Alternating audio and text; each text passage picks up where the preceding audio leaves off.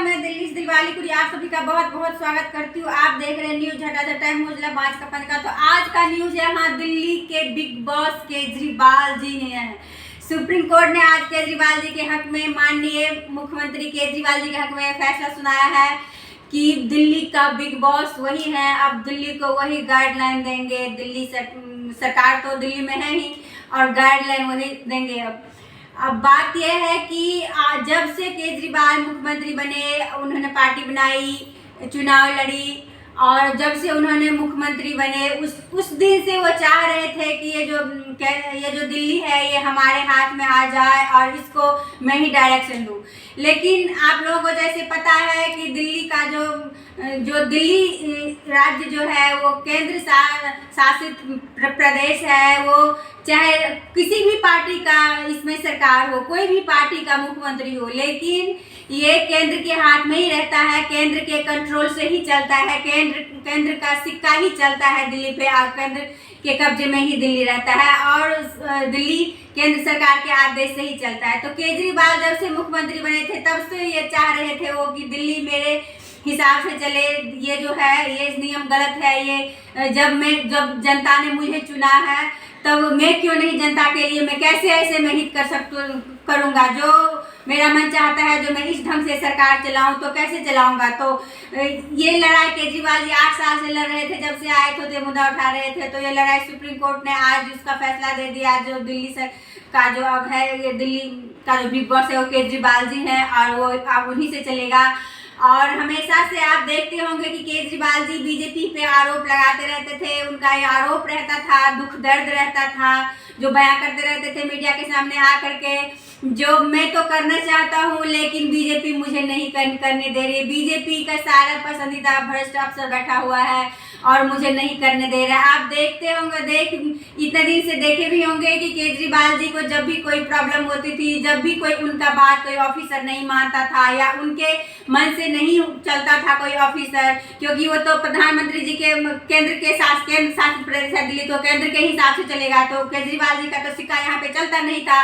तो हमेशा रोते रहते थे और ज़्यादातर जाके एलजी हाउस में धरना देते रहते थे इसी कारण से। तो अब जो उनका धरना प्रदर्शन है वो भी रुक जाएगा, क्योंकि जो वो चाह रहे थे आज उसका सुप्रीम कोर्ट ने फैसला सुना दिया है और दिल्ली सरकार बहुत ही ज़्यादा खुश है। और उनके जो जितने सारे नेता हैं सब होली खेल रहे हैं, गुलाल लगा के एक दूसरे को बधाई दे रहे हैं। केजरीवाल जी को भी सबने बधाई दिया, उनके पार्टी के जितने सारे कार्यकर्ता और नेता हैं और आज बहुत खुश हैं केजरीवाल जी। तो अब ये देखना है कि इतना दिन से तो केजरीवाल जी आरोप लगा रहे थे कि जो कुछ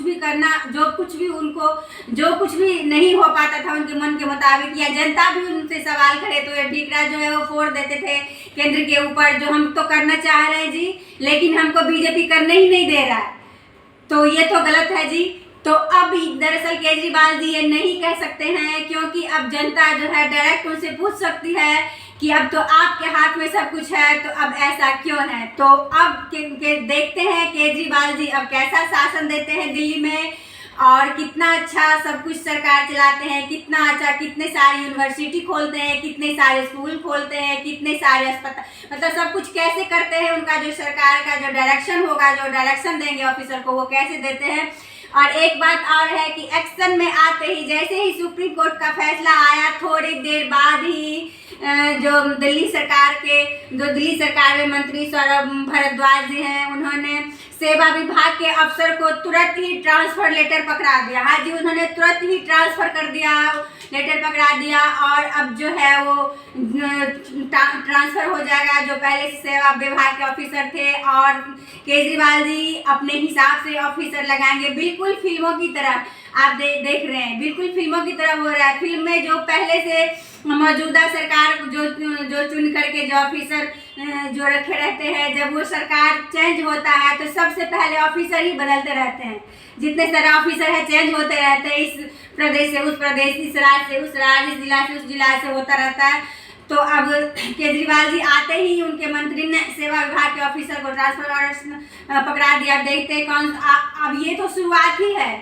अभी तो ये होता ही रहेगा, क्योंकि जितने सारे ऑफिसर थे केजरीवाल जी, दरअसल वो केजरीवाल जी के मानते नहीं होंगे, केजरीवाल जी का चलता नहीं होगा। लेकिन मैं ये कह रही हूँ कि जब कोई भी ऑफिसर हो, उसको जिस सरकार के गाइड से उसको चलना है तो उसी सरकार के गाइड से चलेगा। तो वो तो अपना काम ईमानदारी से ही कर रहा है, चाहे कोई भी ऑफिसर हो। अगर वो केंद्र सरकार के हाथ में थे तो केंद्र सरकार के आदेश से ही चलते थे, तो इसमें उसका ट्रांसफर होना कोई जरूरी नहीं है, क्योंकि अब केजरीवाल जी के हाथ में आ गया है जी। तो अब केजरीवाल उसको भी ऑर्डर दे सकते हैं, तो वो ऑफिसर भी इनके कहने में आ सकता है। लेकिन पहले दरअसल नहीं कहने में आता। लेकिन ऐसा होता है कि जैसे आप फिल्मों में देखते हैं कि एक पर्सनल खुंदक भी हो जाता है। जो भी नेता होता है, अगर वो ऑफिसर उसके बात में नहीं मानता है, पहले पार्टी के बैठाया हुआ सरकार का ऑफिसर होता है, तो उसको जो दूसरा पार्टी का होता है, उसको वो खुंदक भी हो जाता है उन ऐसे में पर्सनल थोड़ा। आप देखते भी होंगे फिल्म में भी बहुत सारे ऐसे डायलॉग है जो आते ही तुम्हारा ट्रांसफर करवा दूंगा। तो आज जैसे ही मैंने देखा